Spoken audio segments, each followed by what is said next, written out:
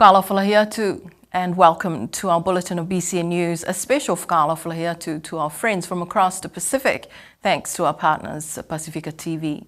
Leading the news tonight, former Premier Sani Lealakatani passed away in New Zealand on the 17th of this month, and it was announced on social media by his family. He was 89 years old. The family will be bringing his body back on Friday the 30th of this month for his final resting place at his village of Tuapa. Here's the story. The late Honourable Sani Lealakatani Lakatani was one of the most interesting politicians in Niue's journey of self-government. In his youth, Sani Lakatani joined the New Zealand Army. He also served in the Vietnam War. He was elected as a common role member to the Niue Whanokepule in 1990, and in 1993 he was appointed as a minister under the premiership of Frank Fukosimanava-Lui. He lost his ministerial seat in November 1994. Meanwhile, he continued as a common role member and in opposition until he was elected as premier in 1999 until 2002. In 2002, young Vivian became premier and Sani Lakatani was a minister in his cabinet until he resigned in November 2004. And according to Whanokepule records, his resignation was submitted on the 14th of January 2005, ending his political career. Over the weekend, Prime Minister Dalton Tagelangi extended his condolences to the Lakatani family. In a statement, Prime Minister Tagelangi paid tribute, saying, "We honour his service and his commitment to our people, a leader who guided our country with conviction and a deep sense of duty. His dedication to advancing Niue's interests have left a lasting legacy." Over the next few bulletins, BCN News and Midday News will bring you more about the political career of the late Sani Lealakatani Lakatani. In the lead-up to the next Commonwealth Games, the King's Baton relay has reached Niue this week. On social media, the Niue Island Sports and Commonwealth Games Association, NISCA, announced the arrival of the King's Baton. An unusually low-key announcement, and there was no public program posted by NISCA except a very brief welcoming message saying that it is an honour to welcome the King's Baton to our island. The pictures on social media show a small wooden baton held by various dignitaries and sports representatives on the island. The King's Baton carries a message from His Majesty King Charles III and symbolises hope, inspiration and the power of sport to bring together people. The Commonwealth Games will be held in Glasgow in Scotland from the 23rd of July until the 2nd of August. Athletes from 74 nations and territories will compete in 10 events, including 6 integrated parasports. It is not clear at this point if Niue will be sending a team to the Games this year. BCN News has requested more information from the NISCA executive. Australia's 5th resident High Commissioner to the island, His Excellency Mr. Vincent Paul Harrington, he presented his credentials to the Prime Minister and Cabinet last week. High Commissioner Harrington is a career public servant and is currently Assistant Director, Future Made in Australia and Southeast Asia section of Australia's Department of Foreign Affairs and Trade. High Commissioner Harrington previously served overseas as First Secretary Development for the Australian Embassy in Manila in the Philippines. He was also the Deputy Head of Mission for the Australian Embassy in Bogota in Colombia and the First Secretary for Development in the Australian Embassy in Cairo in Egypt. In a press statement last week, Prime Minister Tagelangi expressed his appreciation for Australia's ongoing support and partnership, noting the shared commitment to strengthening bilateral relations. Australia's High Commission to Niue was established in August of 2020, with the first resident High Commissioner being Susan Allen, followed by Louise Allerton, who served for 2 years. Katie Stewart followed and was succeeded by Olivia Poncam, who left Niue in December last year. There are only 2 resident diplomats on the island, High Commissioners of New Zealand and Australia. The Education Department hosted an annual Education Week prior to the official start of the school year in a couple of weeks. Earlier, the staff, including Teachers from the two schools and support staff gathered at the scenic Matavai Resort this week to begin preparations for the year. A team from New Zealand's Va'atele Education Consulting are also on the island this week, working on professional development with the Education Department on the revitalisation of the wangahau in the two schools on the island.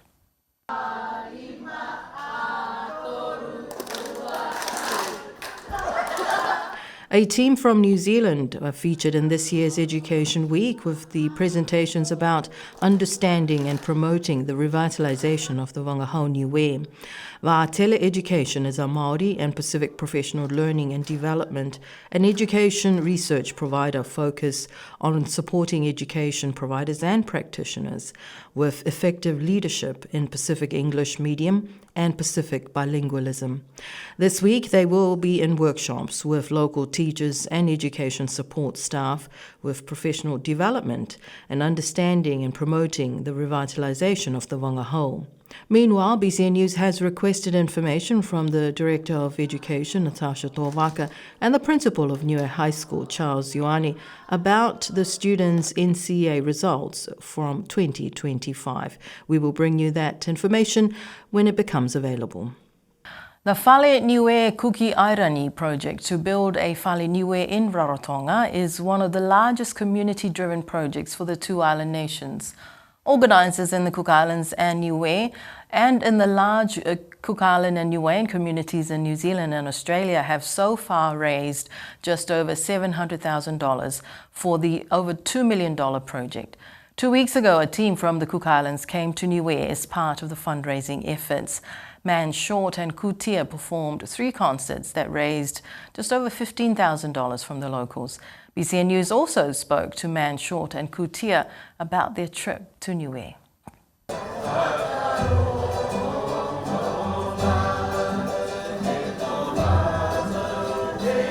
Local organisers said that despite the small population, they are very pleased and very happy and, of course, very grateful for the support. The Whale Niue Kuki Airani project is to build a 2-storey building that will have self-contained units upstairs and a large community hall downstairs. Man Short is part of the team leading this initiative in the Cook Islands. He spoke to us earlier this month when they were on the island. The project started last year, the end of last year, and it's been ongoing. And so far, we are about a third of the way of the project. We've got the walls up, and we're working on the balconies.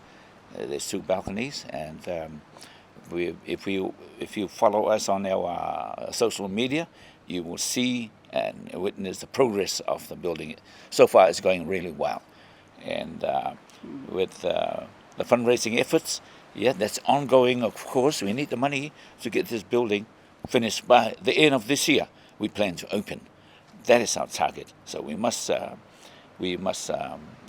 get this building done because it's been a long dream by our past Pāmituas, and the person that had this dream of building a home for Niue people in the Cook Islands, which is Pastor John Tangi, who unfortunately has passed on, but his legacy lives.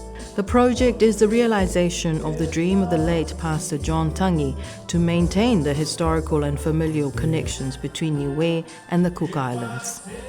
Cook Island entertainer Kutia is popular with the locals and recalls his first time to Niue in 1993. I just want to thank Heavenly Father for bringing us to Niue. Especially, they paid my fare to come to Niue and support and play to play in the band for me and Menace, and that was I really appreciate. And also I want to mention Papa Desmond.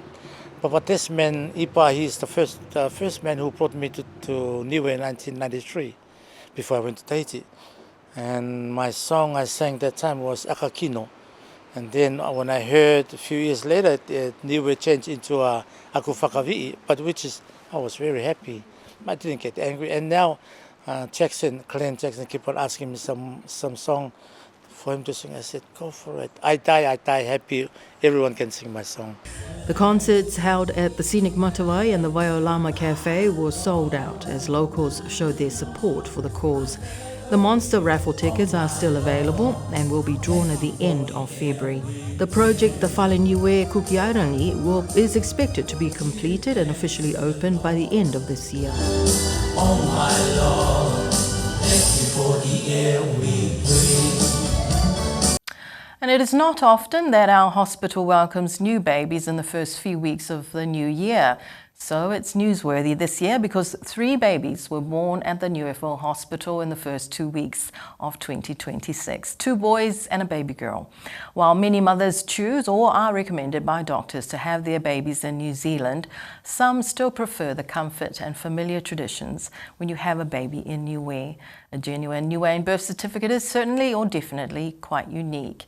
Congratulations to the 3 families for the new additions and, of course, to the team at the UFO Hospital, who are quite chuffed about the successful deliveries of 3 bundles of joy. And over the festive season, a group of former Niue High School students from the 1965 cohort returned to Paliasi and helped spruce up some of the school buildings with a fresh coat of paint.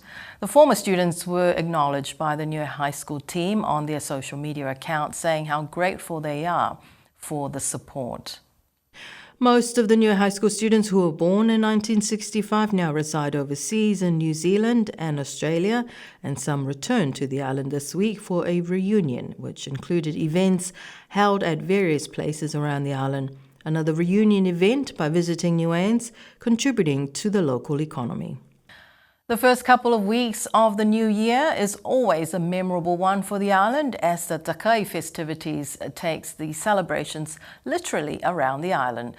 The traditional Takai is spread over several days as visitors in villages, families decorate their vehicles and stock up on lollies and goodies to give away to people watching the Takai as they pass through the villages. BZN cameras captured some of the festivities to end our news bulletin tonight.